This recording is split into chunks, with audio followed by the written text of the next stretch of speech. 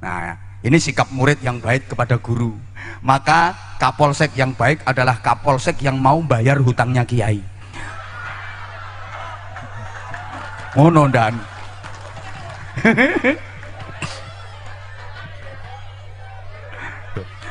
Nabi Muhammad sebagai manusia, beliau yang nikah, punya beberapa istri, punya putra putri, nikah.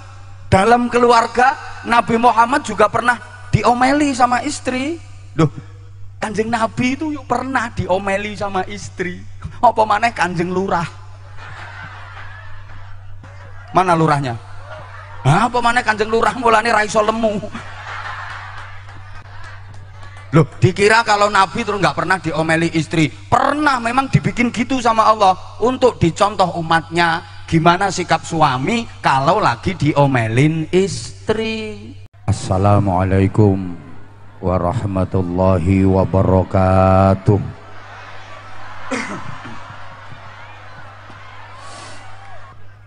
Para kiai, para bunyai, para pengasuh dan pimpinan pondok pesantren, pimpinan majelis zikir, majelis ta'lim, majelis sholawat, para sesepuh yang kita ta'zimi, sadat az-zu'ama, pejabat pemerintah dalam semua tingkatan bersama jajarannya, Pak Camat, Pak Kapolsek, Pak dan Ramil,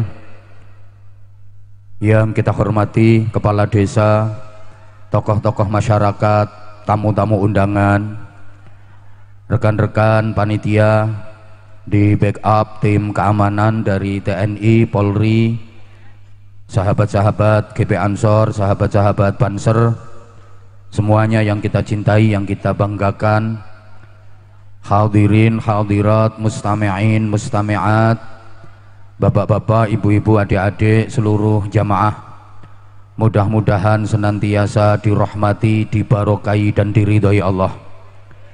Mudah-mudahan semuanya disyafaati Rasulullah. Mari kita awali ngaji malam ini dengan ikhlas membaca suratul Fatihah.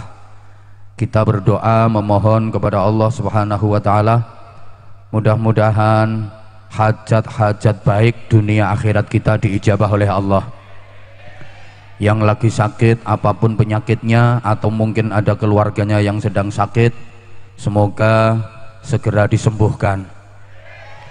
Yang sedang gelisah susah, semoga segera dibahagiakan.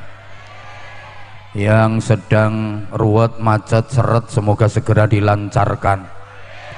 Yang sedang kekurangan, semoga segera dicukupkan. Yang sedang keberatan, semoga segera diringankan. Yang sedang punya hutang, semoga segera dilunaskan. Yang ribut, padu, gegeran, tukaran, semoga segera dirukunkan.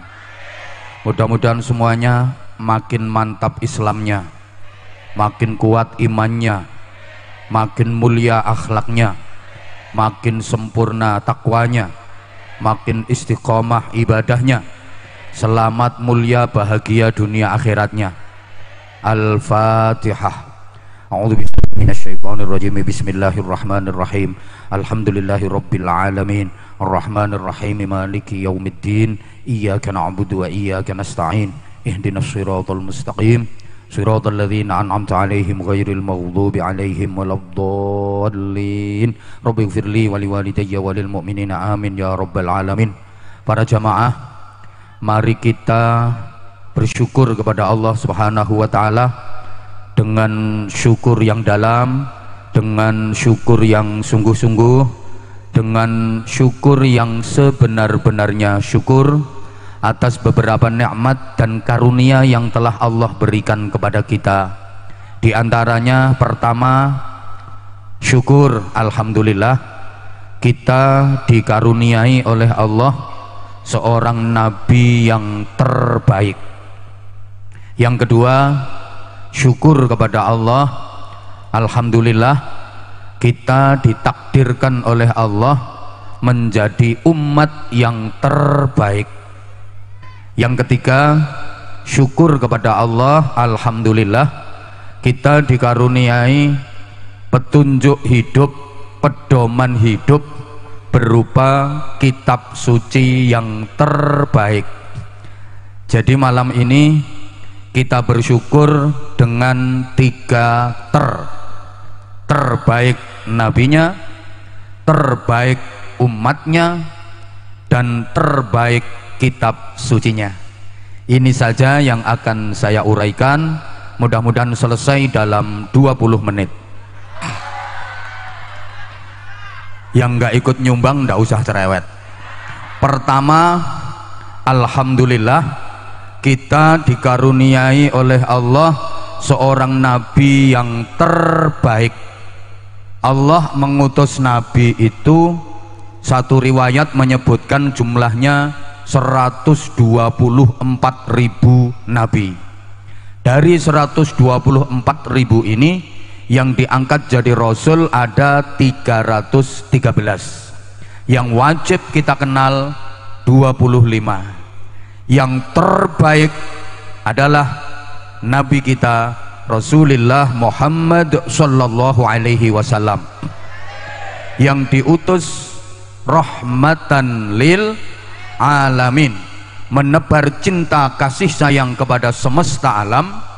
Beliau dijadikan sebagai uswatun hasanah, teladan yang baik dalam seluruh aspek kehidupan kita, qaulan wa fi'lan wa taqriran, ucapan, tindakan, dan ketetapan Nabi Muhammad menjadi pijakan, landasan, dan dasar hukum dari umat Islam seluruh dunia. Allahumma sholli ala Muhammad.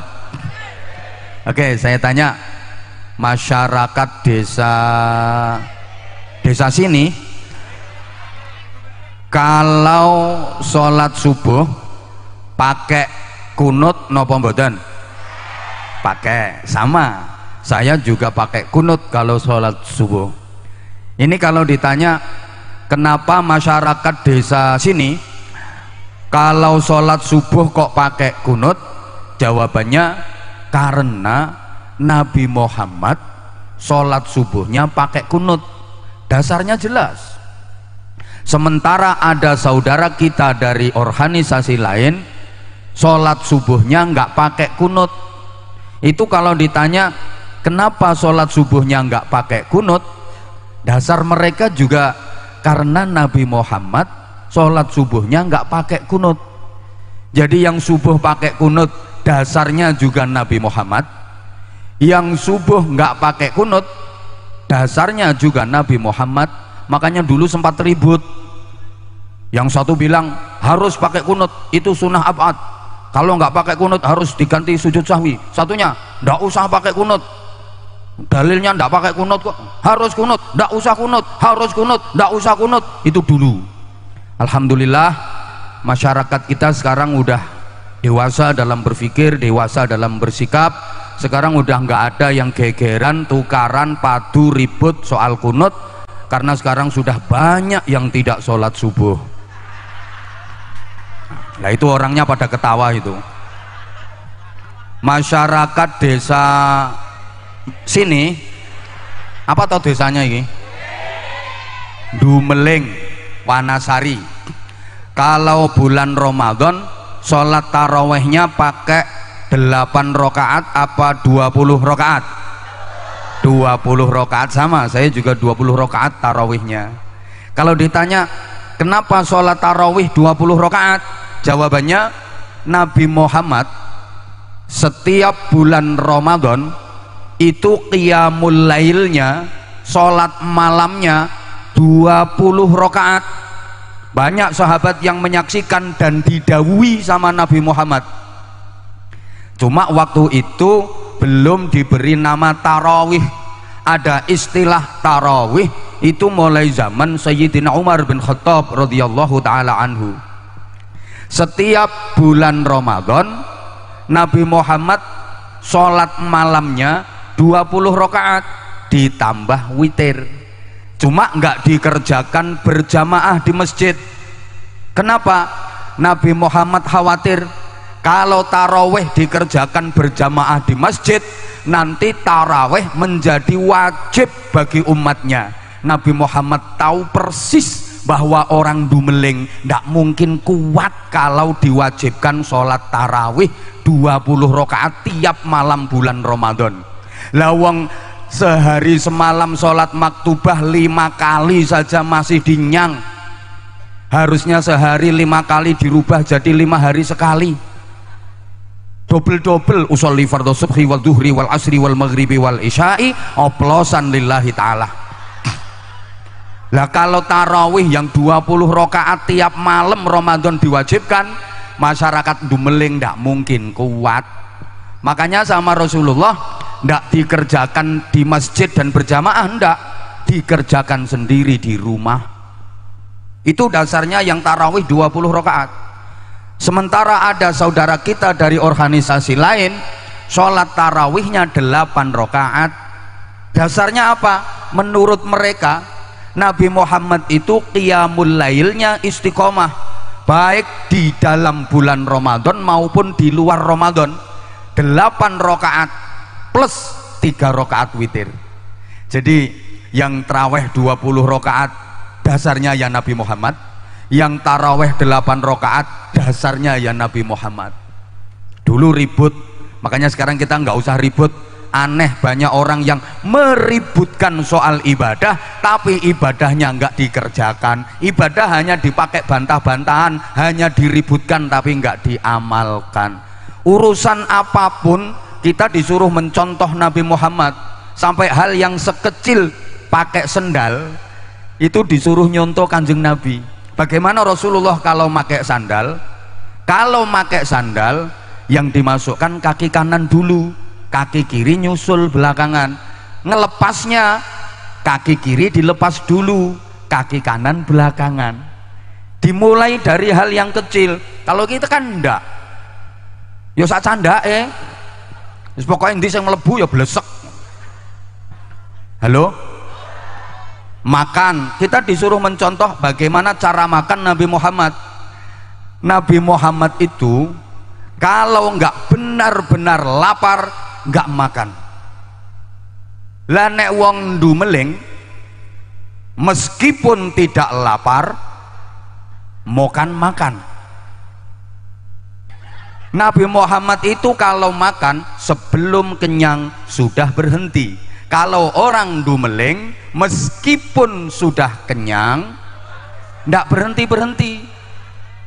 Tak baleni diulang. Nabi Muhammad itu kalau makan sebelum lapar sudah berhenti. Masya Allah, sebelum kenyang udah berhenti. Nah kalau kita kan meskipun udah kenyang nggak berhenti. Nabi Muhammad itu kalau nggak benar-benar lapar nggak makan. Nah kalau kita meskipun nggak lapar makan. Allahumma sholli ala Muhammad. Nabi Muhammad itu makannya sedikit. Kalau kita kan sedikit-sedikit makan. Kanjeng Nabi ini ku ledahar sidik, lenek kulo sampean kan sidik-sidik mangan. Halo? Maka ketika Nabi Muhammad ditanya resepnya sehat, jawaban beliau, jangan makan sebelum lapar, berhentilah makan sebelum kenyang. Asal mau menerapkan pola makan seperti itu, dijamin sehat walafiat, nggak gampang sakit-sakitan. Sampeyan kan ora najan ora luwe omongan mangan. Wes Nabi Muhammad kalau mau makan pasti berdoa. Lek masyarakat Dumeling mau makan berdoa itu anak kecil, soalnya dipaksa sama ibune, ayo mau makan doa dulu, ayo doa dulu. Baca anak kecil, bismillahirrahmanirrahim, Allahumma baiknya bima yuyakannya wakina ada benar, amin. Ibune emplak-emplok ngono, besual ngono.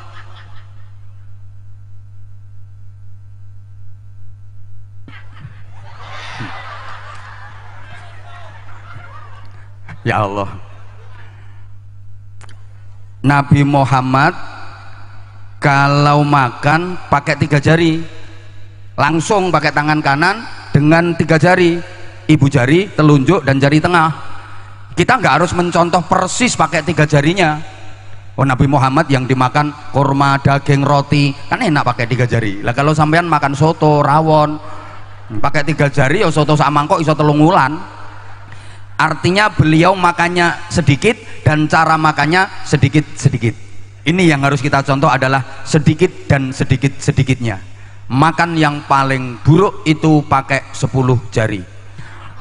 Itu namanya orang kemaruk, garis miring geragas, garis miring celutak. Tidur kita juga disuruh mencontoh Nabi Muhammad. Bagaimana Nabi Muhammad kalau tidur? Rasulullah kalau tidur istiqomah posisinya, miring kanan hadap kiblat. Kalau lagi berada di timur Ka'bah seperti kita, berarti kepala di utara, kaki di selatan, miring kanan hadap kiblat. Telapak tangan kanan dipakai bantal pipi kanan, telapak tangan kiri ditaruh di atas paha kiri. Mulai mapan sampai bangun istiqomah, nggak berubah sikap tidurnya Rasulullah, karena Rasulullah tidur nggak pernah lama.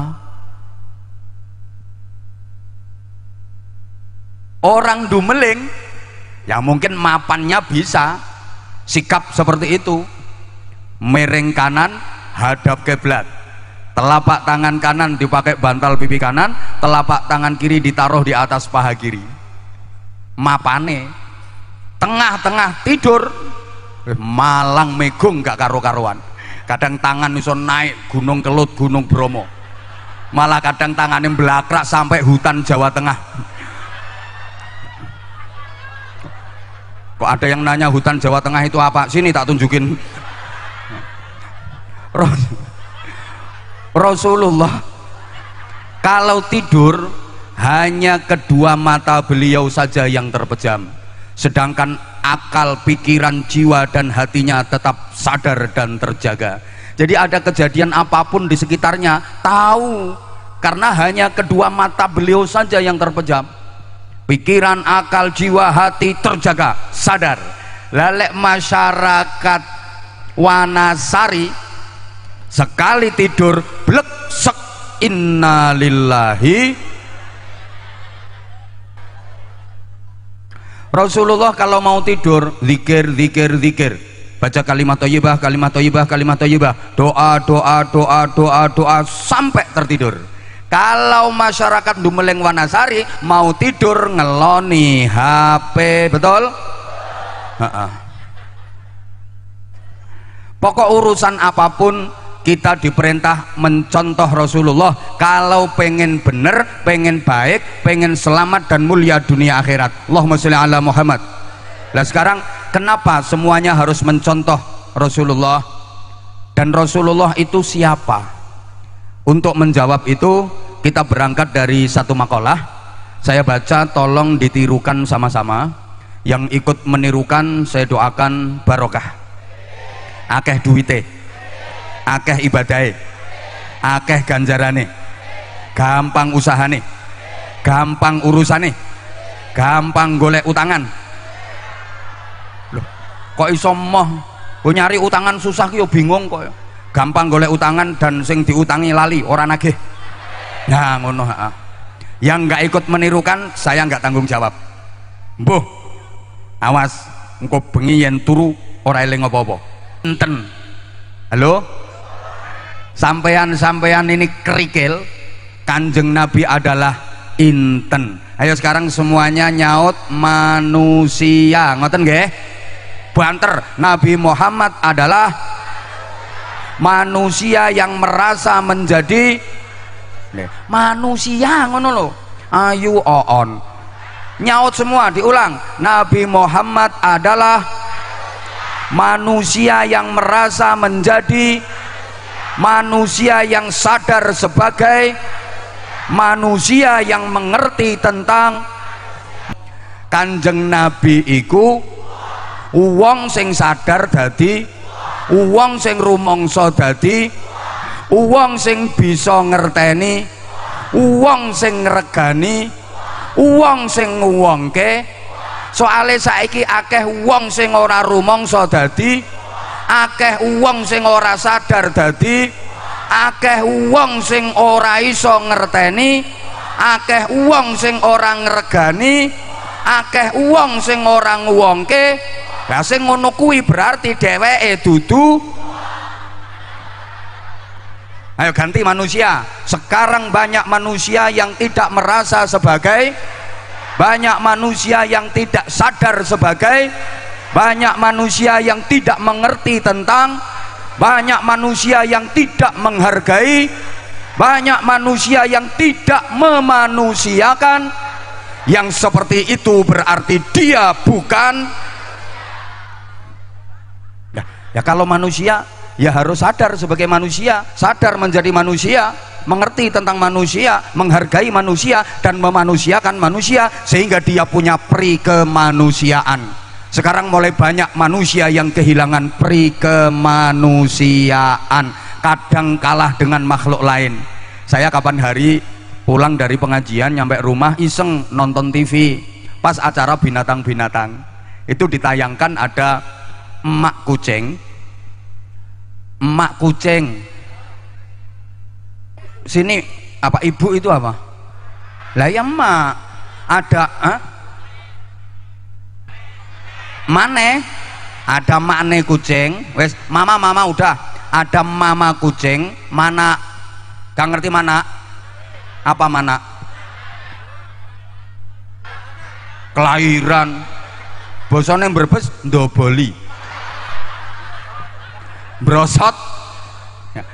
Dah habis kelahiran, habis mana itu, habis melahirkan, mama kucing meninggal. Kasihan si anak kucing jadi yatim piatu karena papanya sudah nggak jelas. Sendirian si anak kucing berkejet-kejet, berngececeng-ngececeng, nggak ada yang merawat. Ini kalau dibiarin pasti mati. Tiba-tiba ditemukan sama mama bedes. Ini kebetulan mama bedes juga punya bayi. Melihat anak kucing yang kejet-kejet. Apa kejet-kejet itu? Ini mama bedes gak tega, dipungut si anak kucing, kemudian dirawat, disusui sampai si anak kucing ini bisa nyari makan sendiri, bisa hidup mandiri. Saya berpikir, subhanallah, ini ada bedes yang punya pri kebedesan. Lah kok sekarang banyak manusia yang tidak punya pri kemanusiaan. Anaknya sendiri, ya mungkin karena itu anak hasil dari pemilu, perkawinan hamil dahulu. Begitu lahir procot langsung dicenet, ditekek, didek-idek, dicacalin dek-dek, wadahi tas kresek. Kadang anak diwadahi kardus, dibuang kemana. Ini berarti manusia yang tidak punya pri kemanusiaan. Padahal bedes saja punya pri kebedesan. Lah kalau manusia nggak punya pri kemanusiaan berarti kalah karo. Nah, ngomong bedes sambil ngelihat saya ya. Allahumma sholli ala Muhammad. Jadi gini, Nabi Muhammad itu manusia tapi tidak seperti umumnya manusia karena beliau istimewa. Ada dua hal yang perlu kita garis bawahi. Pertama, Nabi Muhammad sebagai manusia. Kedua, Nabi Muhammad tidak seperti umumnya manusia. Sebagai manusia, Bapak Ibu, Nabi Muhammad itu ya manusia utuh, 100% beliau adalah manusia. Secara kurikulum vitae beliau adalah manusia. Aku nek ngomong kurikulum vitae sampean paham napa mboten? Ya, kurikulum vitae itu tepungnya beras ketan dijeladeni sama banyu air itu terus dimbel-mbel dalam diiseni godokan kacang hijau terus dikei wijen terus digoreng. Nah, nek badokan paham. Secara kurikulum desain beliau adalah manusia utuh, mulai ujung kaki sampai ujung rambut manusia. Allahumma sholli ala Muhammad. Perilakunya juga perilaku manusia, karakternya juga karakter manusia, sifat-sifatnya juga sifat-sifat manusia. Nabi Muhammad itu manusia, 100% adalah manusia. Beliau juga makan, juga minum, juga lapar, bahkan sering lapar, dan seringkali ketika lapar perut beliau yang mulia itu diganjel pakai batu dan diikat. Masya Allah. Nabi Muhammad juga pernah haus, memang manusia. Nabi Muhammad juga sehat, juga pernah sakit, memang manusia. Nabi Muhammad itu ya melek, ya tidur juga, memang manusia. Nabi Muhammad ya kerja, masih kecil aja udah buruh menggembala kambing, remaja dagang, kerja. Jadi nggak mentang-mentang Nabi terus nggak mau kerja, butuh duit, Allahumma duit, terus ada duit kerotok-kerotok dari langit. Enggak, Nabi Muhammad kalau nggak punya duit ya utang. Jadi sampeyan yang utangnya banyak jangan khawatir nggak diakui sebagai umatnya Nabi Muhammad. Jadi umatnya Nabi Muhammad sing apik kuwi nek orang duwe duit ya baleni wong Nabi Muhammad nek orang duwe duit utang. Maka umatnya Nabi Muhammad sing apik nek orang duwe duit ya nek wis duwe duit, nek duwite akeh ngutangi, sedekah, bantu nulung sing miskin. Nabi Muhammad yo pernah ditagih hutang, pernah. Padahal waktu itu belum jatuh tempo, masih kurang 2 hari pulang dari jamaah sholat bareng sama Sayyidina Utsman bin Affan. Di tengah jalan dicegat orang, ditagih hutang. Muhammad, hutangmu bayar. Kata Nabi Muhammad, loh kan jatuh temponya masih kurang 2 hari aku bayar. Gak peduli, sekarang aku butuh duit, bayar sekarang. Sayyidina Utsman yang dampingin Nabi Muhammad tersinggung, ini orang kurang ajar, nagih hutang di tengah jalan. Lagian yang ditagih itu Rasulullah dan belum waktunya bayar. Langsung Sayyidina Utsman bilang, berapa hutangnya Nabi? Berapa hutangnya Rasulullah? Tak bayar cash. Sayyidina Utsman itu terkenal kaya raya, langsung dibayar sama Sayyidina Utsman. Nah, ini sikap murid yang baik kepada guru. Maka kapolsek yang baik adalah kapolsek yang mau bayar hutangnya kiai. Ngono ndan.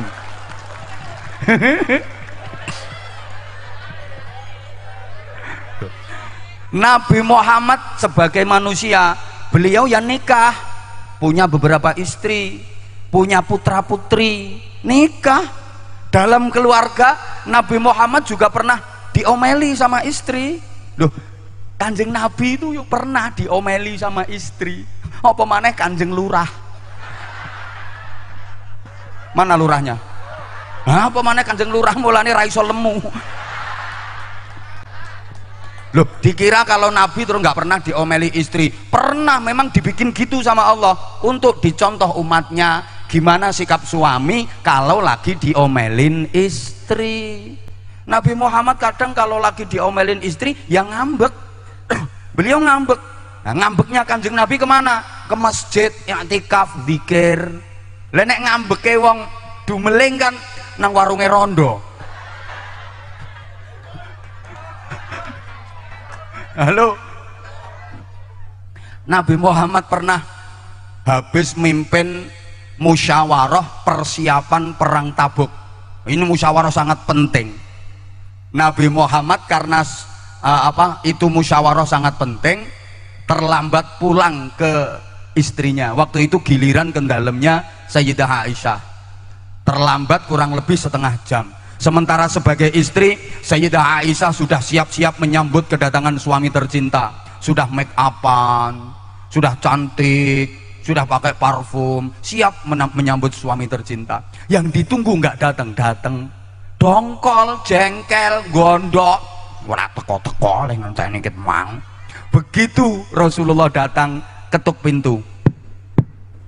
Assalamualaikum ya Humaira. Itu panggilan mesra Rasulullah untuk garwanipun yang bernama Sayyidah Aisyah. Humaira artinya yang cantik, putih kemerah-merahan. Memang Sayyidah Aisyah itu putih kemerah-merahan, cantik luar biasa. Cara kene no kayak mana ya? Bentar. Alah tuwek ngacung. Bentar. Masa Aisyah gembrot ngono. Ndak itu. Mana ya, sebelah sana ada apa enggak ya? Ya yang oh penceng ngono. Nggak ada. Bukan berarti orang sini nggak cantik. Cuma kalau dibanding dengan Sayyidah Aisyah, sorry ya, nggak level kamu. Saking cantiknya. Assalamualaikum ya Humaira, nggak dijawab. Buka pintu cetek seret, langsung Rasulullah disuding. A'anta idda'ita annaka nabiyyun. Kamu itu toh yang katanya nabi kok telat. Loh, diomelin kayak gitu gimana sikap Rasulullah? Fa'adhara btisaman latifan. Nabi Muhammad menunjukkan senyum lembut dan mesra.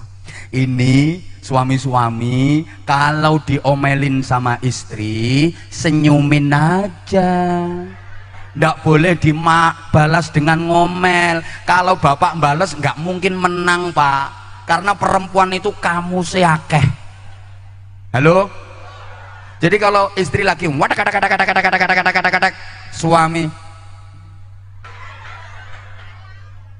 suami diomelin istri kok senyum, diterima dengan sabar dan ikhlas, maka suami mendapatkan pahala seperti pahalanya Nabi Ayub alaihi salam. Sampean tidak perlu diangkat jadi nabi. Punya istri cerewet itu adalah ladang pahala Nabi. Berbahagialah bapak-bapak yang istrinya cerewet, tiap hari dapat pahalanya Nabi sampean. Halo bapak, kalau istri kemudian suami duduk diem, ndak bantah dan menerima dengan ikhlas, itu pahalanya seperti i'tikaf di Masjid Nabawi. Ini ndak usah jauh-jauh ke Madinah, di rumah diomeli sama istri, bapak duduk plek, nawaitul i'tikafa fi Masjidin Nabawi. Udah, nggak usah jawab, tunggu sampai baterainya habis. Begitu baterai habis, dia selesai tek, jawab singkat saja pak, shadaqallahul azim. Aman pak.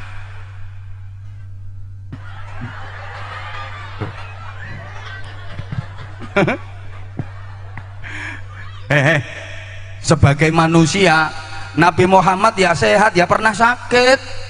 Jangan dikira terus Nabi nggak pernah sakit gitu. Pernah, Nabi Muhammad pernah sakit. Bahkan Nabi Muhammad sebagai manusia, beliau juga wafat, meninggal dunia. Loh, mosok Nabi mati? Yo kabeh Nabi mati. Nabi Zakaria malah matinya digergaji. Nabi Yahya matinya digantung. Halo? Loh, dikira kalau Nabi terus gak mempan apa-apa gitu. Nabi Muhammad dakwah ke Taif, dilempari kotoran onta, dilempari batu sama orang-orang kafir, berdarah-darah tubuh Nabi. Yang bendol-bendol, tahu bendol? Apa namanya, saudara? Apa? Belendong. Ya wes ngono kuwi. Makanya kalau ada orang Dumeleng, orang Wanasari kena lempar batu, deyes kok belendung-belendung, bengkak-bengkak, jelas orang itu umatnya Nabi Muhammad. Lah kalau ada orang Dumeleng Wanasari kena lempar batu gede, piar, batunya yang remuk pecah, orangnya meringis, mungkin dia umatnya Limbat.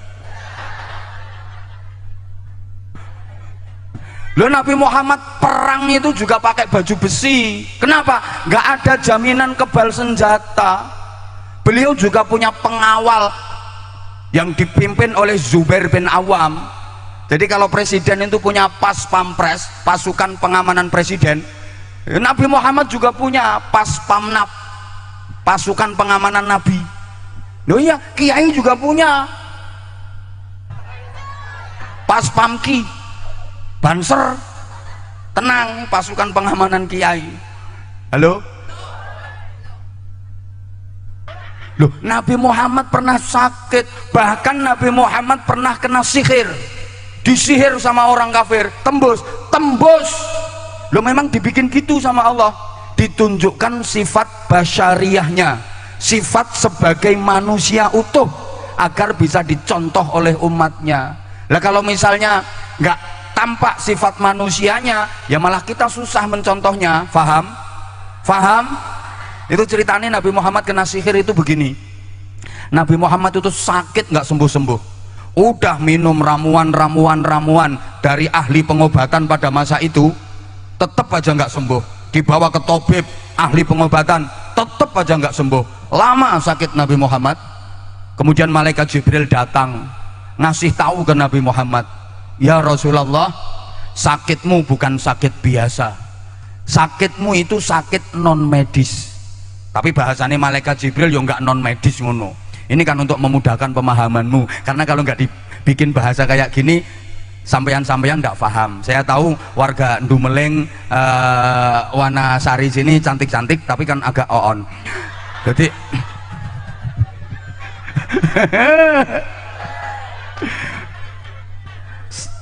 sakitmu itu karena sihir ya Rasulullah.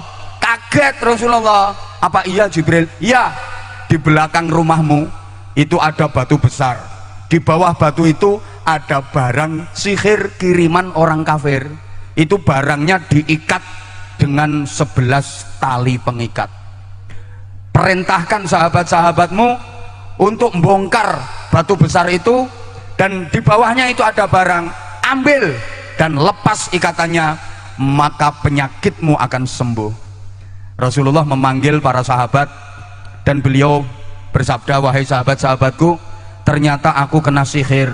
Barusan malaikat Jibril datang ngasih tahu ke aku kalau penyakitku ini adalah sihir. Di belakang rumah itu ada batu besar, tolong diangkat. Di bawahnya ada barang yang itu diikat dengan 11 tali pengikat. Bawa ke sini, lepas ikatannya, maka aku akan sembuh.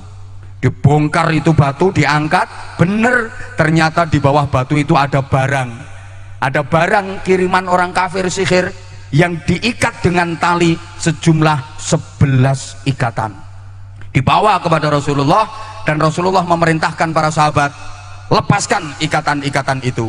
Bapak Ibu para jamaah, sahabat-sahabat itu ndak ada yang bisa ngelepas ikatan tali di barang tadi. Sampai sahabat Khalid bin Walid yang terkenal gagah nggak bisa ngelepas. Majulah Sayyidina Umar, pendekarnya para sahabat yang terkenal gagah dan sakti. Setan pun takut sama Sayyidina Umar. Dipegang sama Sayyidina Umar itu barang, ngudari ngene ndak entos kabeh. Iki Umar itu kok Madura. Masa ngudari tali ngene ndak iso. Kene aku sing nguculi engko lak ucul kabeh. Dipegang sama Umar. Begitu mau dilepas ndak bisa. Aduh, kolot alot iki ternyata. Ki Umar itu kok Madura. Sayyidina Umar pun ndak bisa. Rasulullah kemudian diem. Ya Allah, ini sahabat-sahabatku ndak ada yang bisa melepaskan ikatan tali itu. Turun malaikat Jibril membawa wahyu surah Muawwidzatain yang artinya 2 perlindungan. Qul a'udzu birabbin nas dan qul a'udzu birabbil falaq. Ini dalam sejarah turunnya wahyu Al-Qur'an, satu-satunya wahyu yang 2 surah sekaligus, ya ini Muawwidzatain. Qul a'udzu birabbin nas dan qul a'udzu birabbil falaq, ini diturunkan sekaligus. Nggak ada yang lain. Biasanya satu surat pendek-pendek. Dalam sejarah turunnya Al-Qur'an, dalam sejarah disampaikannya wahyu kepada Nabi Muhammad, ini satu-satunya peristiwa 2 surat sekaligus diturunkan. Berarti Muawwidzatain, qul a'udzu birabbin nas dan qul a'udzu birabbil falaq, ini istimewa. Wahai Rasulullah, bacakan ayat-ayat ini, maka seluruh tali pengikatnya akan lepas. Para jamaah, surah Muawwidzatain itu jumlahnya 11 ayat. An-Nas 6 ayat, Al-Falaq 5 ayat. Jumlahnya 11 ayat, persis sama dengan jumlah tali ikatan pada barang sihir tadi.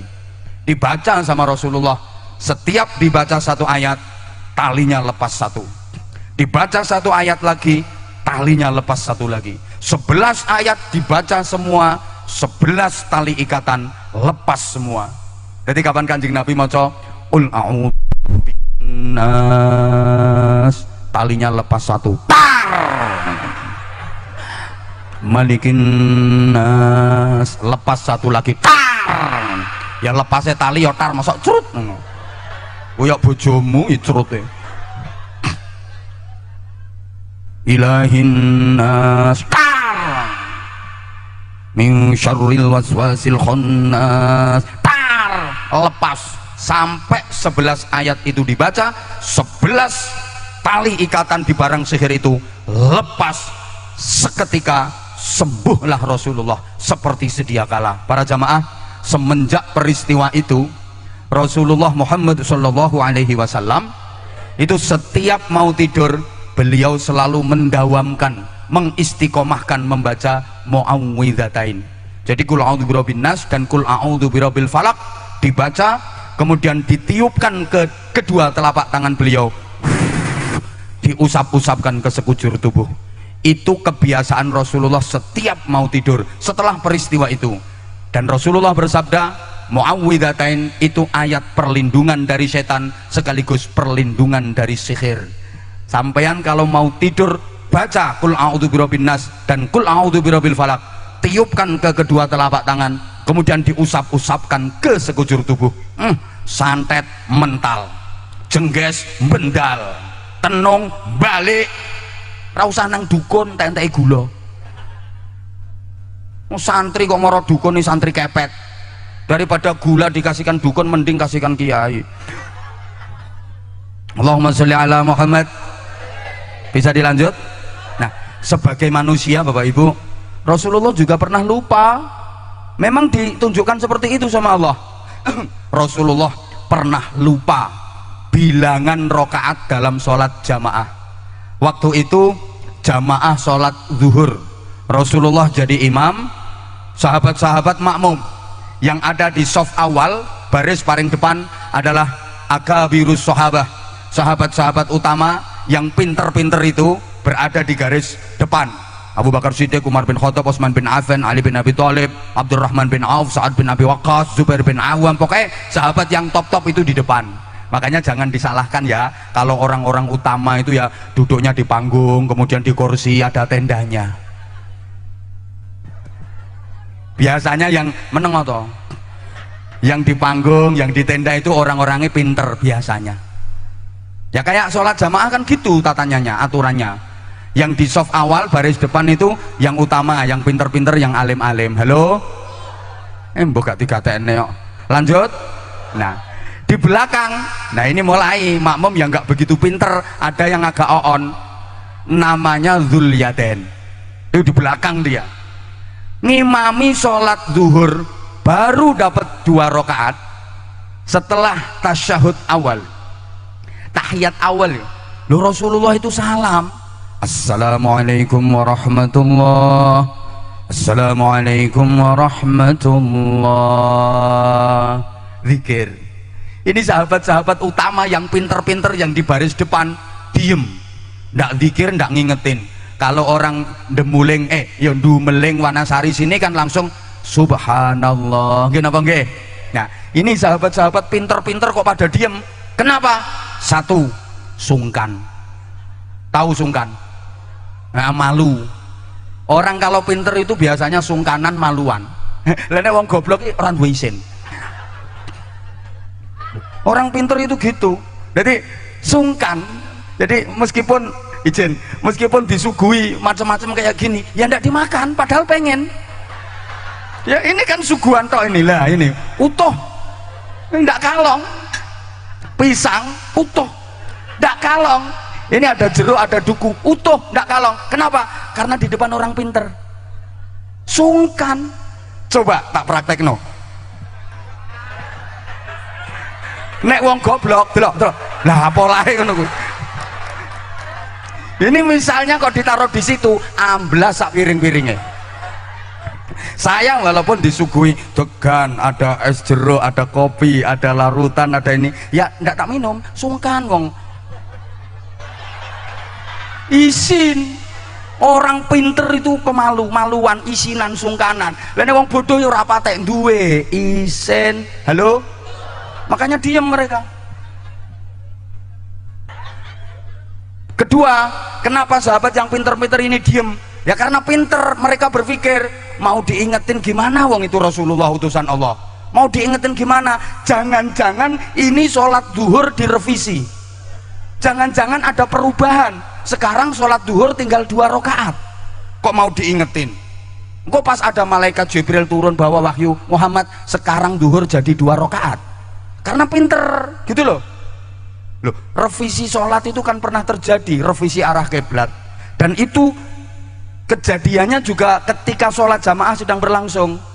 Waktu itu jamaah sholat asar di sebuah masjid, Rasulullah sholat. Dulunya arah kiblat itu kan menghadap Masjidil Aqsa, Baitul Maqdis, Palestina. Dapat 2 rakaat, ada perintah fawalli wajhaka syatral masjidil haram. Muhammad sekarang arah kiblat sholat itu pindah ke Ka'bah di Masjidil Haram. Itu juga ketika sholat sedang berlangsung, dan masjid tempat sholat Rasulullah menerima perintah perpindahan kiblat dari Baitul Maqdis ke Masjidil Haram itu disebut Masjid Qiblatain, masjid dengan 2 kiblat. Nanti kalau sampean ke sana, insya Allah sampean akan tahu itu Masjid Qiblatain. Tak doakan semuanya mudah-mudahan bisa umroh. Saya mendoakan sampean hanya berani pada sampai tingkat umroh saja. Saya nggak berani mendoakan sampean haji. Kenapa? Karena haji itu sekarang ada syarat yang sangat berat, bukan duit, tapi syarat yang paling berat adalah as-sabru bil antri. Lewong antrinya udah 40 tahun no. Lah kalau umurmu sekarang 60 baru daftar, berangkatnya 40 tahun lagi, berarti umurmu 100 tahun. Apa ya tekan? Makanya lebih logis kalau tak doakan mudah-mudahan bisa umroh. Itu aja. Halo? Nah, jadi sahabat-sahabat yang pintar yang di depan itu diem, di belakang yang ada agak-agak oon tadi namanya Dzulyaden itu teriak, ya Muhammad anasita am kusiratis shalah. Ya wong goblok iki senengane bengak-bengok ngono kuwi. Makanya kalau di pengajian yang pinter-pinter di atas panggung dari tadi yo diem nggak ada suaranya, yang wah ya goblok ngono. Nah itu kan ketara. Yang di panggung pinter-pinter dari tadi diem kayak lurah kapolsek, diem karena merasa gak nyumbang. Jadi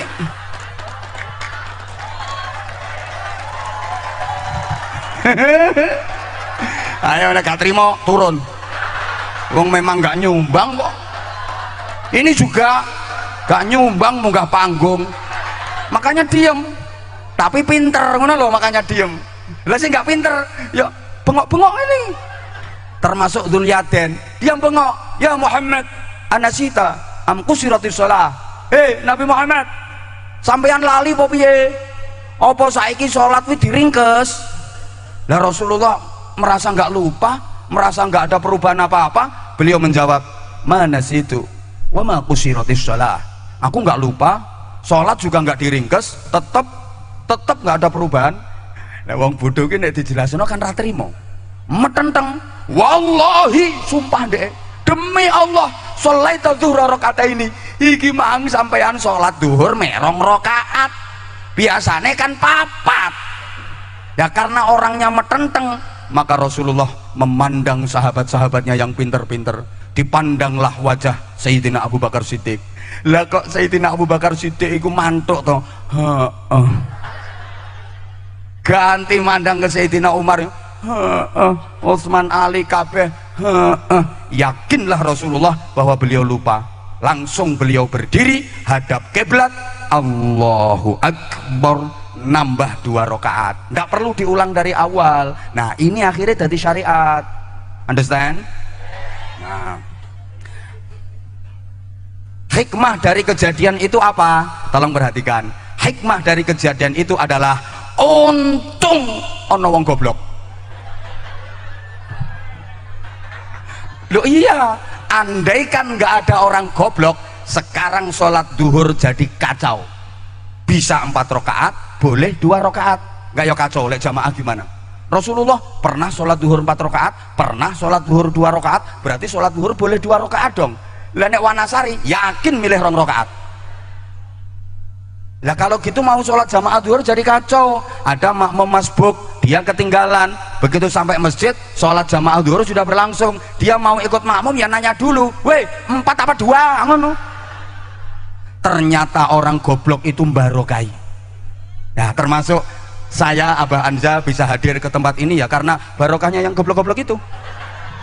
Nah iya. Lah kalau udah pinter-pinter kayak gini ngapain pakai diceramai? Kan yang diceramai kan yang goblok-goblok itu. Terima kasih ya para goblok-goblok sekalian. Terima kasih. Karena Anda aku bisa hadir di tempat ini. Nah itu orang yang goblok-goblok itu orangnya. Loh, karena adanya orang bodoh, mohon maaf banget. Ini yang nggak seneng, opo kiai kok ngomong nih goblok-goblok. Lah ini emang bahasa Jawa Timur. Saya mohon maaf kalau di Jawa Timur itu biasa. Maaf ya, maaf. Ini saya orang kasar. Kalau pengen halus ya kapan-kapan undang penceramah bongso halus. Ya demit, begecil itu undangan. Saya udah seperti ini mulai dulu, tapi nyatanya ya tetap laris. Sampai ada yang nanya, Abah, itu penceramah-penceramah yang seangkatan nama Abah sekarang udah jarang kedengaran, tapi Abah masih tetap eksis, tetap istiqomah, tetap stabil, bahkan Abah tetap FYP. Banyak penceramah-penceramah baru, Abah nggak kalah viral kok. Rahasianya apa? Saya jawab sederhana, ya karena aku mencintai jamaah, ya maka jamaah juga mencintai aku. Itu aja, ya karena aku mencintai jamaah, maka jamaah juga mencintai aku. Sempat khawatir sih, sempat khawatir. Artinya khawatir itu ya aku takut kamu berpaling ke lain hati. Tapi ternyata ini aja menjadi bukti jamaah yang datang sampai dongsong-dongsong di bawah pohon pisang, sampai di sawah-sawah itu, sampai ono sing dicokot ulo tadi. Masya Allah, ini kan bukti bahwa kamu masih tetap setia sama aku. Ngelihat kayak gini aku jadi makin sayang sama kamu. Makasih, I love you semuanya.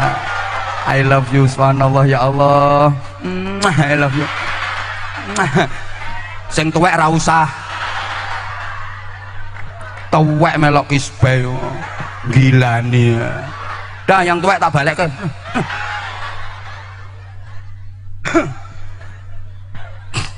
Ya, karena adanya orang goblok, mohon maaf, kehidupan jadi dinamis. Jadi ada yang pinter, ada yang goblok. Loh, lah kalau misalnya dunia ini orangnya pinter semua, ya kiai nggak ada gunanya, nabi nggak perlu diutus gitu loh. Jadi ini kehidupan jadi dinamis, ada yang pinter, ada yang goblok. Yang pinter ngulang, yang goblok diulang. Yang pinter ngajar, yang goblok diajar. Yang pinter jadi guru, yang goblok jadi murid. Maka guru nggak boleh goblok-goblokin murid. Misalnya ada guru bilang, kamu murid diajarin nggak ngerti-ngerti, murid goblok. Kata murid, Pak, Bapak bisa jadi guru itu karena saya goblok, Pak. Bapak dapat gaji itu juga karena saya goblok, Pak. Karena nggak karena saya goblok, Bapak nggak jadi guru loh, Pak. Itu ini namanya yang goblok malah gurunya ini. Loh, kehidupan jadi dinamis gitu loh. Halo? Kenapa ada orang sakit? Ya supaya kehidupan dinamis. Dengan adanya orang sakit, didirikanlah pabrik obat, pabrik farmasi. Akhirnya ada sekolah kesehatan, ada petugas kesehatan, mulai perawat, mantri, dokter. Kehidupan itu jadi dinamis. Kayak masyarakat Dumeling sini, ada yang mimpin namanya kepala desa. Sini kepala desa apa lurah? Ada lurah, ada warga. Ya, kehidupan jadi dinamis. Nah, kalau semuanya pemimpin, terus yang dipimpin siapa? Kalau semuanya warga, yang mimpin siapa? Gitu loh. Warga nggak ada lurahnya. Ya ini kayak kereta nggak ada lokomotifnya, sepur orang nondase, orang melaku. Apa maneh lurah nggak ada warganya, edan.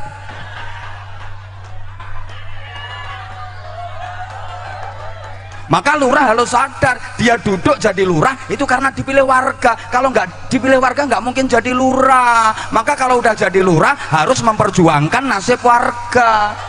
Nah gitu Pak Lurah.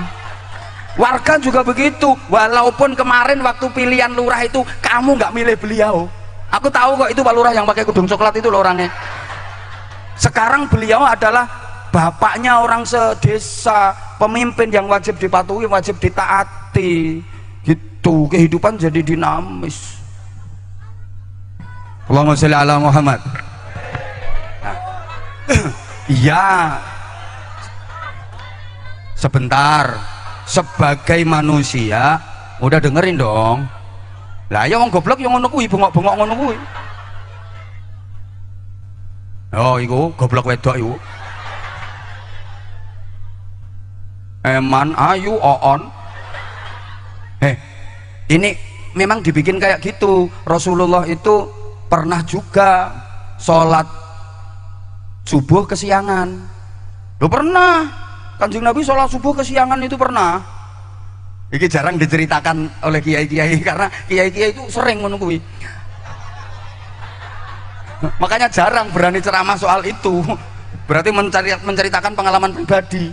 Padahal ada dasarnya. Ceritanya gini, itu habis mengikuti salah satu ghazwah, peperangan yang langsung dipimpin oleh Rasulullah, itu namanya ghazwah.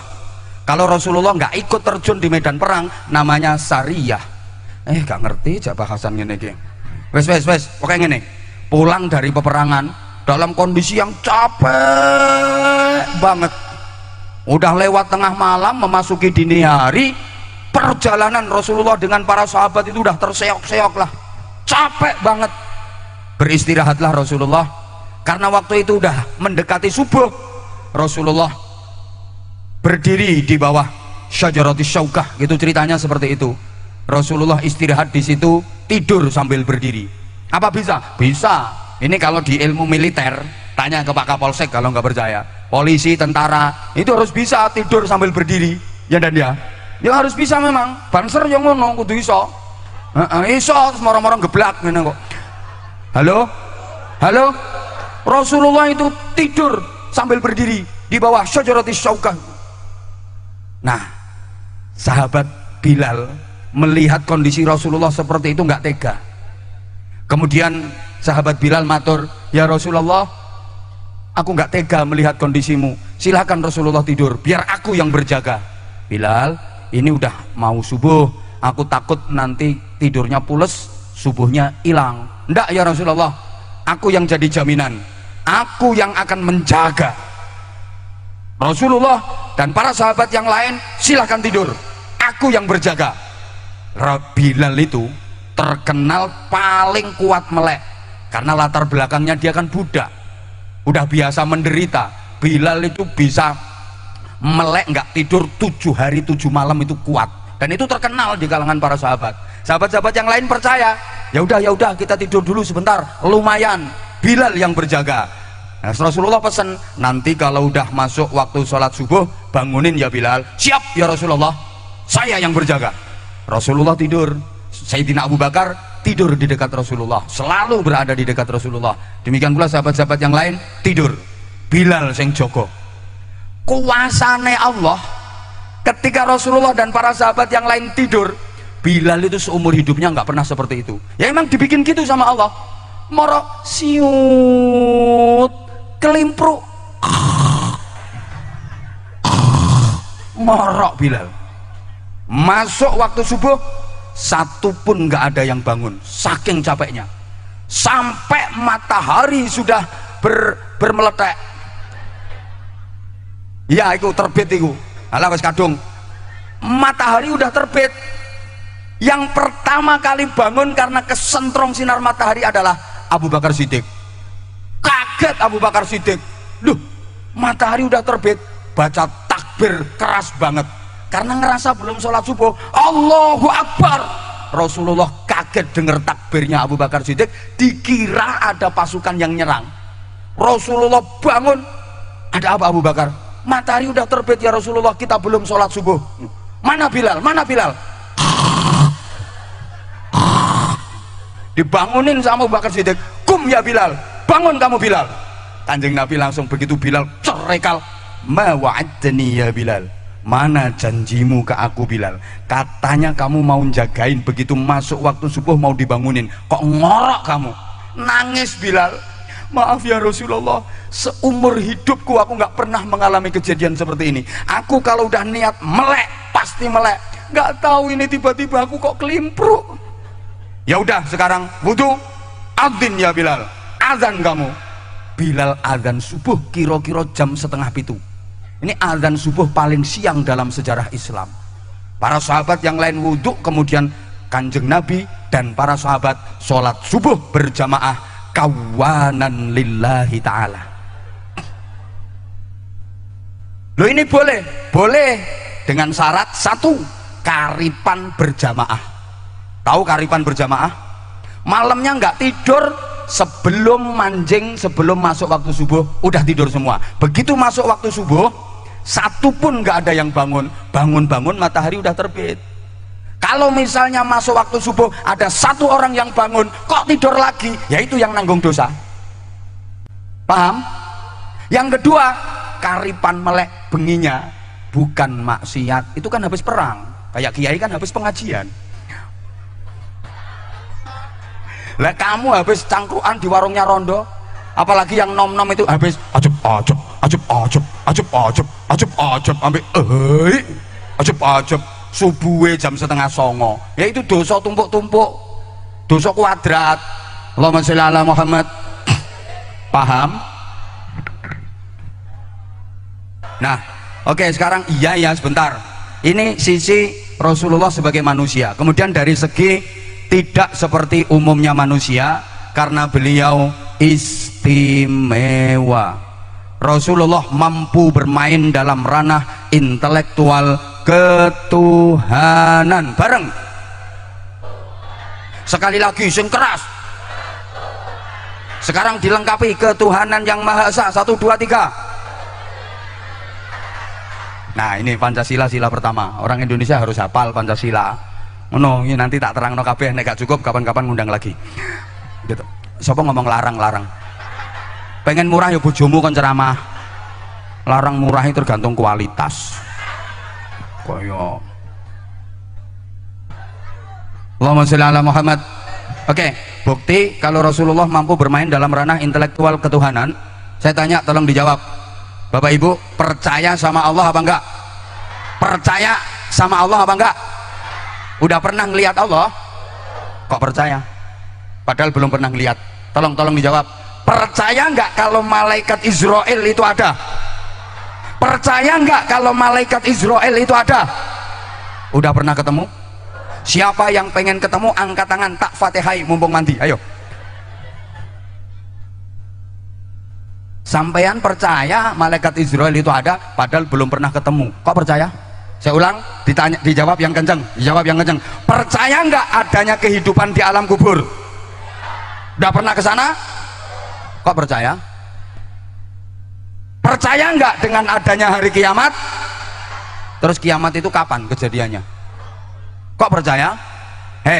Anda percaya Allah itu ada padahal belum pernah ngelihat? Percaya kalau malaikat Israel, malaikat Jibril ada padahal nggak pernah ketemu? Percaya adanya kehidupan di alam kubur, belum pernah ke sana? Percaya ada mungkar nakir, nggak punya nomor WA-nya? Percaya adanya hari kiamat padahal nggak tahu kapan kejadiannya? Kenapa percaya? Karena yang membawa kabar berita itu bukan manusia biasa, bukan manusia sembarangan. Yang membawa berita itu adalah manusia yang mampu bermain dalam ranah intelektual ketuhanan, Nabi Muhammad sallallahu alaihi wasallam. Wa ma yantiqu 'anil hawa in huwa illa wahyun yuha. Enggak usah dirasani, enak suaranya jadi. Nek ora enak ya ora laris lambemu yo. Tidaklah Nabi Muhammad itu berkata berdasarkan keinginannya sendiri. Dari keinginannya sendiri tidak. Semua yang disampaikan adalah berasal dari petunjuk wahyu yang disampaikan oleh Allah Subhanahu. Allahumma sholli ala Muhammad. Wis to, ora melu urun ra usah cerewet. Bentar ngaji dulu. Saya bagi-bagi sarung iya, tapi bagi-bagi sarungnya kalau udah ngaji. Karena ada beberapa orang yang nonton videonya itu nggak full, yang dilihat, yang ditonton itu yang cuplikan-cuplikan di TikTok, di IG, yang seliweran itu. Terus komennya gini, apa itu Abah Hamzah sekarang kalau ngaji cengengesan sama anak-anak kecil, bagi-bagi sarung macam-macam. Lah dia nontonnya cuma bagian itu. Padahal saya bagi-bagi sarung, saya interaksi dengan jamaah, dengan anak-anak kecil. Itu kalau ngaji udah lewat 1 jam. Tonton dong video fullnya. Awalnya dikata-katain kayak gitu, nyatanya sekarang banyak yang tiru. Betul nggak? Kayak saya ceramah pakai bahasa kasar, ngilok nih kayak gitu. Dulu ya dikata-katain, sekarang ternyata yang paling laris ya model kayak gini. Loh, Saya dikata-katain saya nggak pernah jawab, klarifikasi juga enggak. Saya hanya ingin menjawab dengan bukti dan prestasi bahwa metode ceramah seperti ini yang paling mudah diterima oleh semua lapisan masyarakat, dan itu terbukti. Allahumma sholli ala Muhammad, Allahumma sholli ala Muhammad. Kayak Rasulullah dipuji sama Allah karena akhlaknya, wa innaka la'ala khuluqin azim. Sungguh engkau Muhammad berada pada budi pekerti yang agung. Dan Rasulullah juga memproklamirkan diri, innama bu'istu liutammima makarimal akhlak. Sesungguhnya aku diutus Allah hanyalah untuk menyempurnakan akhlak-akhlak yang mulia. Mari kita perbaiki akhlak. Kalau akhlak sudah baik, maka semuanya akan tertata dengan baik. Kepengen Indonesia ini baik, yang ditata pertama adalah akhlaknya. Kalau akhlak sudah tertata dengan baik, yang muncul adalah takwa, dan takwa itulah nilai manusia. Takwa adalah kasta tertinggi derajat manusia di sisi Allah Subhanahu wa taala. Inna akramakum indallahi atqakum. Para jamaah, dan takwa itulah sesungguhnya prestasi yang dinilai oleh Allah. Banyak manusia yang hanya mengejar profesi tapi melupakan prestasi. Padahal yang dinilai Allah bukan profesi, yang dinilai Allah adalah prestasi. Profesi itu hanya sarana untuk meraih prestasi, tapi kebanyakan orang mengejar-ngejar profesi, melupakan prestasi. Ingat, sukses itu karena prestasi, bukan karena profesi. Apapun profesimu, yang penting adalah prestasimu. Kalau udah bicara takwa, profesi jadi gak penting. Profesimu apa itu gak penting. Kamu mau jadi petani, kamu mau jadi pedagang, kamu mau jadi guru, kamu mau jadi TNI Polri, kamu mau jadi ustadz ustadzah, kamu mau jadi pengusaha, kamu mau jadi pejabat, gak penting. Yang penting apa prestasimu, prestasi apa yang bisa kau raih dengan profesimu itu. Allahumma sholli ala Muhammad. Paham gak? Paham gak? Ngono. Jadi inna sa'yakum lasyatta. Memang profesimu macam-macam. Itu nggak dinilai sama Allah. Kamu jadi ketua RT, kamu jadi kapolsek, nggak ada penilaian. Nggak. Kamu jadi petani, kamu jadi pedagang, nggak ada penilaian. Yang dinilai itu prestasimu, dan prestasi itu apa? Takwa. Jadi apapun, yang penting kamu takwa. Allahumma sholli ala Muhammad. Paham gak? Oke, biar lebih mudah difahami, saya sering gambarkan profesi itu bungkus, takwa, prestasi itulah isinya. Saya ulang, profesi itu bungkus, isinya apa? Prestasi. Saya tanya, bungkus dengan isi penting mana? Kurang banter, bungkus sama isi penting mana? Sama-sama penting. Mau dikatakan isi karena ada bungkusnya kok. Iya, sama-sama penting. Bungkus menentukan penilaian, bungkus menentukan penampilan, isi menentukan penilaian. Bungkus itu penting untuk tampilan, isi penting penilaian. Kalau bisa bungkusnya bagus, isinya mahal. Kalau nggak bisa, ya mending isinya mahal meskipun bungkusnya jelek, daripada bungkusnya bagus, isinya murah. Betul? Ya Allah, kayak gak mudeng tidak ngomongin ini. Bungkusnya bagus, koper meling-meling, tapi isinya getuk mambu. Ya mending bungkusnya jelek, plastik resek lungset, tapi isinya penuh duit. Nah, saya contohkan ya, saya ceramah ini hanya bungkus. Saya ceramah ini hanya bungkus. Isinya apa? Fakta, kenyataan, realita. Cocok enggak ceramah dengan yang disampaikan dalam ceramahnya dengan realita kehidupan kenyataan? Cocok enggak? Kalau enggak cocok ya enggak mungkin ada yang undang lagi. Kalau saya ya mending isinya daripada bungkusnya. Kalau saya dapat bungkus amplop itu yo tak buang amplopnya. Halo? Halo? Tak kasih contoh ya. Rumah itu hanya bungkus. Isinya apa? Keluarga. Rumah yang megah, mewah, indah, bagus, serba lux perabotannya, itu hanya bungkus. Isinya apa? Keluarga yang harmonis, guyub, rukun, sakinah, mawadah, rahmah, barokah, suami solih, istri solihah, anak-anak dzurriatan thayyibah.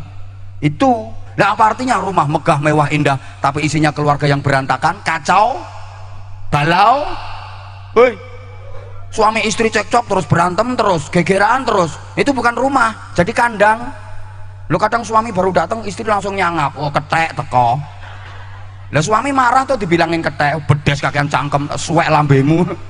Anaknya denger, oh ternyata bapakku bedes, ibuku ketek, berarti aku ini munyuk. Itu bukan rumah tapi kebun binatang. Sebagus apapun bangunan, kalau dalam isinya orang-orang yang kelakuannya kayak binatang, ya itu berarti kandang namanya, betul? Sebagus apapun bentuk dan bangunan rumah, kalau dalam isinya orang sakit, namanya tetap rumah. Apalagi dalam isinya orang sakit jiwa, namanya rumah sakit. Meskipun rumah kecil, reot, gentengnya banyak yang pecah, kalau hujan bocor, nggak ada keramiknya, perabotan sederhana, tapi isinya keluarga yang harmonis, bahagia, sakinah, mawadah, rohmah, barokah, suami solih, istri solihah, anak-anak zuriatan thayyibah, berakhlakul karimah. Itulah rumah tangga, meskipun rumahnya nggak ada tangganya. Paham? Paham? Wajahmu yang ganteng, tubuhmu yang gagah itu hanya bungkus. Isinya apa? Perilakumu, kepribadianmu. Yang dinilai perilakumu, kepribadianmu. Demikian pula kamu yang merasa ayu, kemerusu, cantik, menarik, keboy, semlohai, aduhai, imut, yahud, bahenol, menol, semak, kebelan, kemontok, kementek, mentek, kemorak, kinyis, kinyis, menyingis, mengis, mentong, mentong, moblong, moblong, denok, denok, debleng. Itu hanya bungkus. Isinya apa? Kepribadianmu, akhlakmu. Apa artinya? Wajahmu ayu, cantik, tubuhmu semlohai, montok, tapi kepribadianmu kayak mak lampir. Iku kayak kudung coklat iku. Lambene makanya hati-hati Bu dengan nih bibirmu ini. Bu, rupanya ayu nyelatunan, ada apa enggak? Tukang ngomeli suami itu penuh dosa. Mending bibirmu itu kau gunakan untuk baca Quran, untuk zikir, untuk baca sholawat, sehingga bibirmu akan menjadi indah, penuh berkah.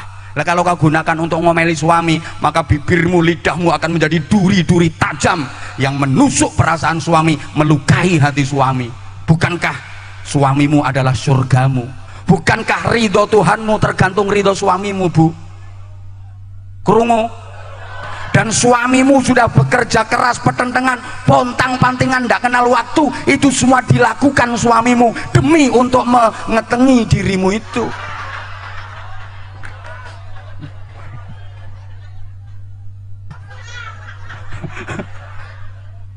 Ya Allah,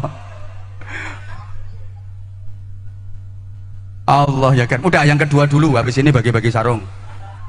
Loh ini udah 1,5 jam aku ceramah. Allahumma sholli ala Muhammad. Maaf ya, mungkin aku di daerah sekitar sini kan baru pertama ini. Mungkin ada yang masih asing dengan saya atau keri telinganya dengar kata-kata kasar saya. Mohon maaf, memang saya sengaja. Saya nggak diundang lagi di sini, nggak apa-apa, nyari tempat lain.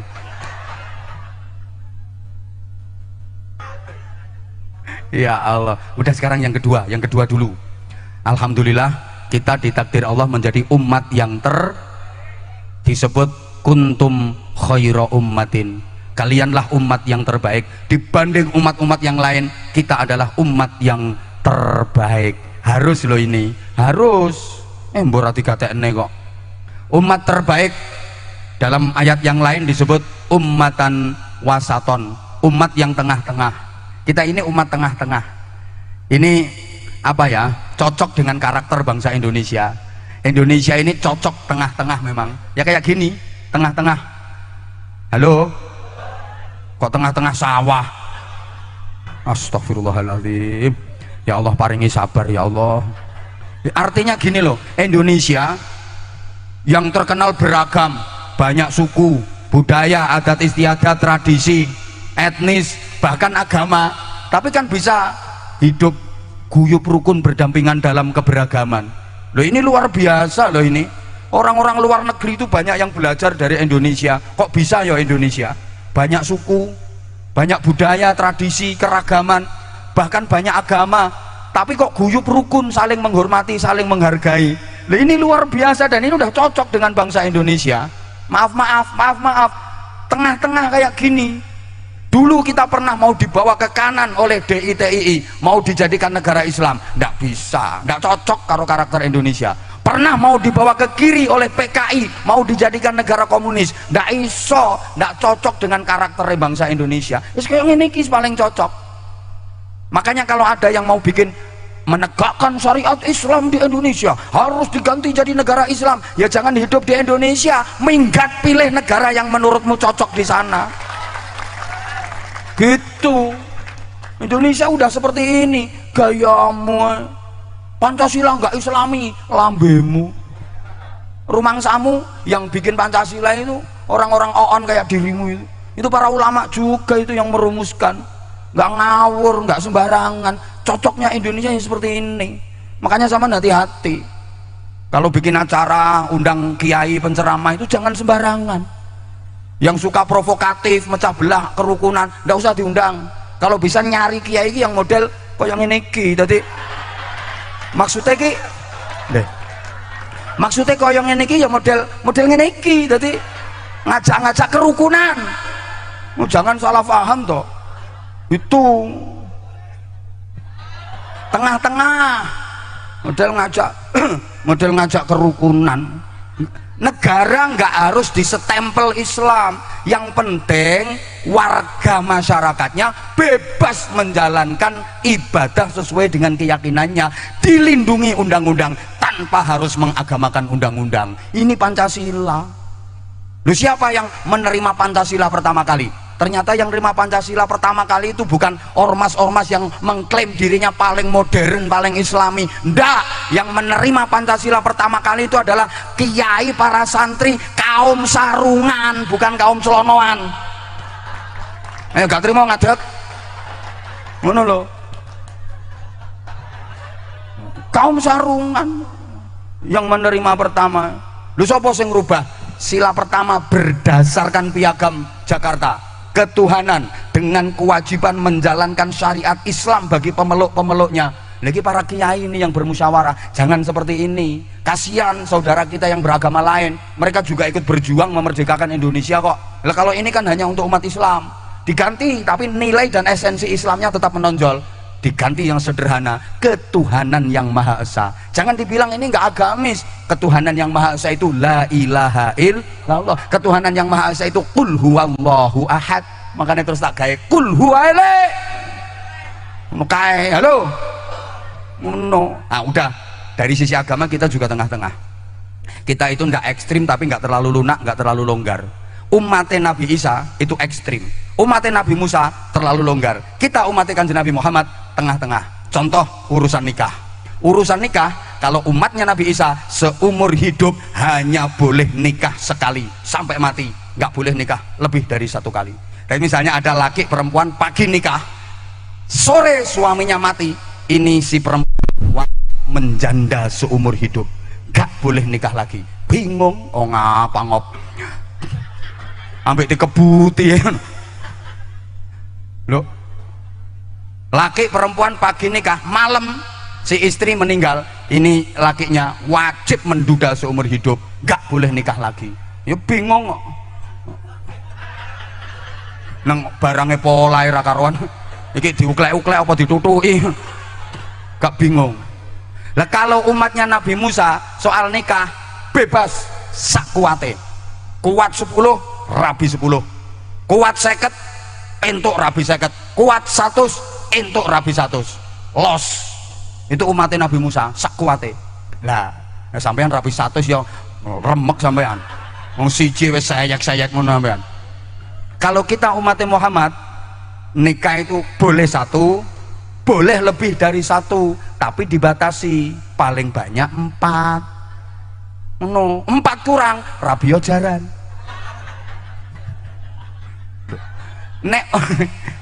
Nek umatnya Nabi Isa seumur hidup hanya boleh sekali, paham?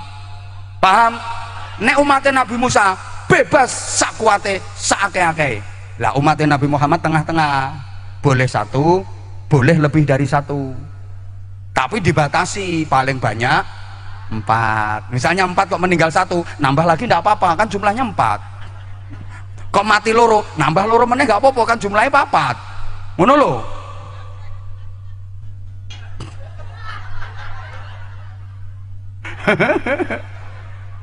Ya ini wes lagi umatnya Nabi Isa itu ekstrim.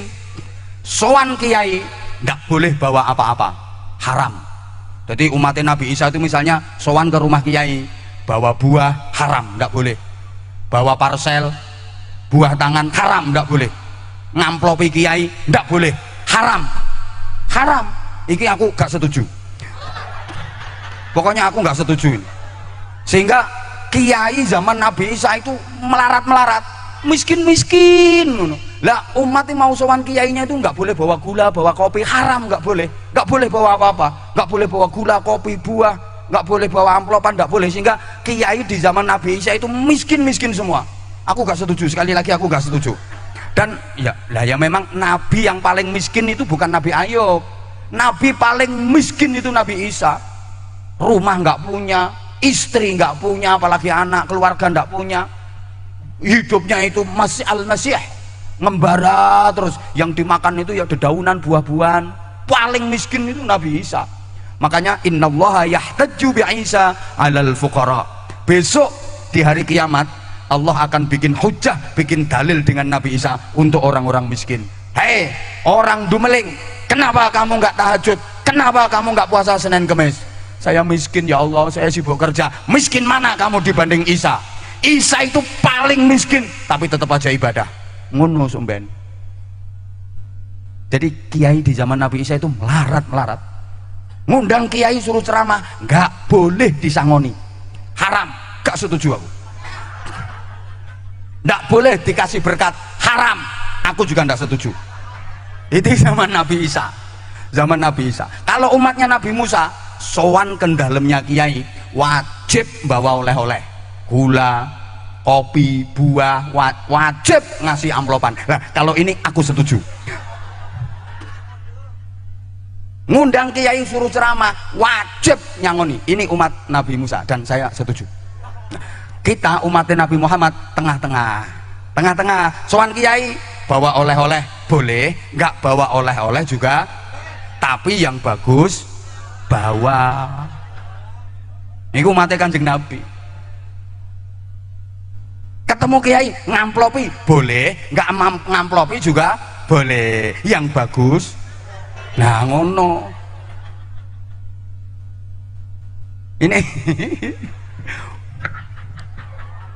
disebut nggih ummatan wasaton, termasuk moderat, tengah-tengah, menjaga keseimbangan antara ritual dengan sosial, hablum minallah dengan hablum minan nas. Makanya kita diajarkan seperti itu dalam kehidupan, ya ibadah, ya kerja, ya doa, ya usaha. Halo, jangan hanya jeleput kerja tapi nggak mau ibadah, nggak bener. Ibadah tok, doa tok, nggak mau kerja, nggak bener. Allah ya Karim, paham pora ya kita tidak ngomongin ini. Ada orang itu sama sekali nggak mau ibadah, dunya tok sing dipikirno, nggak bener. Ada orang itu wes pokoknya mengandalkan doa, nggak mau ikhtiar, juga nggak bener. Ya Allah, wong pengen jadi dokter kok silo karo muter tasbih, wiridan sulastri, sumiyati, sunarse, supia, malah ngapal norondo sak berbes, ya nggak mungkin jadi dokter, malah jadi dukun. Masa ada bapak-bapak pengen punya anak, istrinya nggak pernah diapa-apain, tiap malam di Fatihah itu, istrinya wis jebablah lumah-lumah, dideketin terus dibuka perutnya seret, ya Allah semoga istriku hamil, Al-Fatihah, a'udzubillahi minasyaitonir walau dolin, sebel wetenge terus ditinggal ngalih.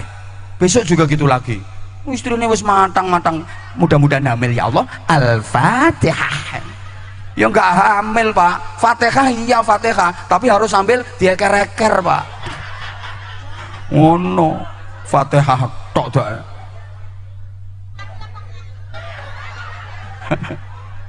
Ngono sing takon, sing dieker-eker apane Pak Kiai yo. Oh Rika bingung nenyong. Allahumma sholli ala Muhammad. Halo. Maka yang penting takwa, sehingga ibadah itu sesuai profesi. Kalau ibadahnya polisi, keamanan, ibadahnya tentara, pertahanan, ibadahnya guru, pelajaran, ibadahnya penceramah, pengajian, ibadahnya Pak Lurah, stempel dan tanda tangan. Loh iya toh. Lah kalau kamu utangnya banyak, ibadahnya apa? Kerja keras nyari duit biar bisa bayar utang, gitu loh. Wong utangnya banyak nggak mau kerja keras, ke masjid setiap waktu. Lunas ndak utangnya? Lunas nek gelem nyolongi kota amal. Gregetne. Ibadahnya orang kaya apa? Nyumbang. Ayo banter wonge ben krungu. Ibadahe wong sugih iku, nah iki sing buanter mesti melarat. Pengen entuk sumbangan. Wong sugih iku ibadahe bukan doa, nyumbang. Gitu loh. Halo? Aku pernah ada tamu itu orang kaya raya. Mobilnya harganya 7 miliar. Itu tajak keliling pondok. Pas lagi bangun asrama untuk tahfidzul Quran. Itu dia langsung ngomong, ini bangun lagi Pak Kiai. Iya Bapak, untuk tempat tahfidzul Quran. Ya saya doakan mudah-mudahan segera selesai. Langsung tak omongi wonge, aku gak perlu dongamu, aku gak butuh doamu. Lah dikira tak ajak keliling jalan-jalan itu tak mintai doa apa? Orang kaya kok ibadah doa itu ngerusak hadis itu. Ya jelas ngerusak hadis. Sing doa itu wada'watul fuqara. Jangan lupa qiwamud dunya bi arba'ati asya ini. Bi ilmil ulama, oh ibadahnya ulama itu pakai ilmu, intisyarul ilmu. Bi adlil umara, keadilannya para pemimpin, ibadahnya pemimpin pejabat itu keadilan, kebijakan. No, bisa khawatil agniya. Lah ibadahnya wong sugih ku nyumbang, wong sugih kok ndonga ngerusak hadis. Bagian donga bida'watil fuqara, dongane sing melarat-melarat ngono kae. Ya iki ya melarat padha ae. Ki dongane sing ngene-ngene iki. Lah wong sugih kok ibadahin donga ngerusak hadis. Makanya orang kaya itu kalau zikir jangan ya sami'u ya basir, ya sami'u ya basir, ya sami'u ya basir. Bukan, wiridannya orang kaya itu ya semenu ya pasir, ya semenu ya pasir. Ya semenu ya pasir, ya besi ya koral, ya pintu ya jendela, ya keramik ya marmer, ya rekening ya transfer. Oh no. Lah sing bagian kiai, nah kiai itu ya mbah yai iki ya Allah ya Rahman ya Rahim ya Rahman ya Rahim ya Sami'u ya Basir ya Sami'u ya Basir ya Hadi ya Alimu ya Khabiru ya Mubin. Ini mbah yai, nanti lama-lama ya dana ya dana ya dana ya dana ya dana ya dana ya dana ya dana ya dana dana bangun masjid kentean semen ya dana ya dana ya dana. Udah ya dana kok dana nggak datang-datang, ganti wiridannya ya nasib ya nasib ya nasib. Makanya misalnya ya rapat mau bangun masjid 20 orang kok kiai semua. Mau bangun masjid yang rapat 20 orang kiai semua. Yakin nggak bakal jadi sampai kiamat kurang rong dino ora dadi. Sitoke wiridan, sitoke motos tasbih, sijine buka tafsir, sijine golek takbir. Ya nggak jadi. Lah terus makanya maksud saya gini, jadi yo akhirat yo dunya ngono lho Bu, maksud saya ingat Allah penting, ingat anak istri juga. Ayo to nyaut eling Allah, eling anak bojo, no ngono, ngitung tasbih, ngitung utang, baca Quran, baca catatan utang. Sampai anu baca Qurannya seminggu khatam, seminggu khatam, seminggu khatam, tapi catatan utang tidak dibaca, ketolak ibadahnya. Oh ada orang yang kayak gitu, zikirnya mantap, la ilallah, la ilaha illallah, la ilallah, la ilaha illallah, la ilaha illallah, tapi punya hutang nggak bayar. Wonten apa mboten? Wonge teko. Nah, aku ngerti. Saiki wonge nganggo kudung pink.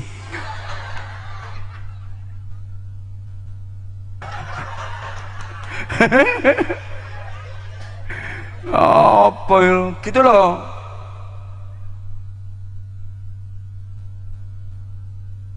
Ya udah wes jam 12 yang terakhir syukur kok durung ah. Rumahmu mana? Omahmu ndi? Kok tak ampiri tak ceritani dhewe wae. Ngaji kok gak oleh rampung ya. Umumnya ceramah itu 1 jam, ini aku udah 1,5 jam lewat ini.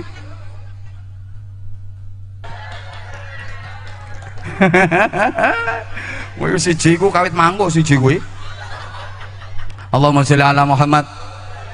Alhamdulillah kita dikaruniai Allah petunjuk hidup berupa kitab suci yang terbaik namanya Al-Qur'an, undang-undang dan peraturan hidup, SOP, standar operasional prosedural dalam kehidupan kita.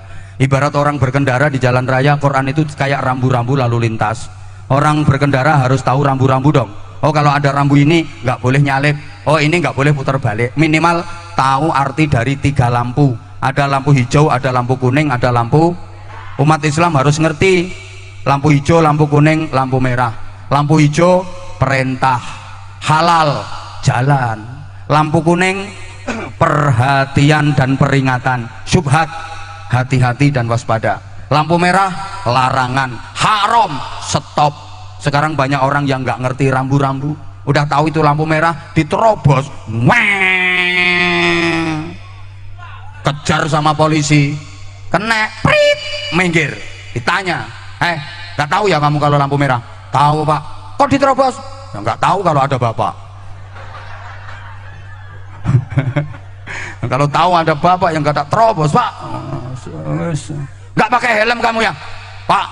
Saya ini orang Dumeleng pak, kepala saya lebih keras daripada helm pak. Dumeleng dilawan, udah tahu itu larangan ya diterjang aja. Ini namanya kan orang yang nggak tahu rambu-rambu. Lampu kuning, awas ya, itu perhatian, hati-hati dan waspada, itu syubhat, persiapan, hati-hati, muser neng perapatan. Giliran lampu hijau itu perintah, nggak jalan-jalan, sampai kendaraan belakang itu klaksonnya tot tot tot tot tot tot tot tot, nggak jalan-jalan. Udah ngerti kalau itu lampu hijau. Allahu Akbar, Allahu Akbar. Gak enak ya, gak laris lambemu. Udah tahu kan itu lampu hijau perintah, kenapa nggak jalan ke masjid? Udah tahu kok. As-salatu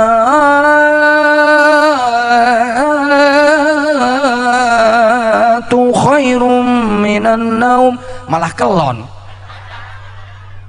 Ada yang kayak gitu, ini orangnya pakai jilbab hitam.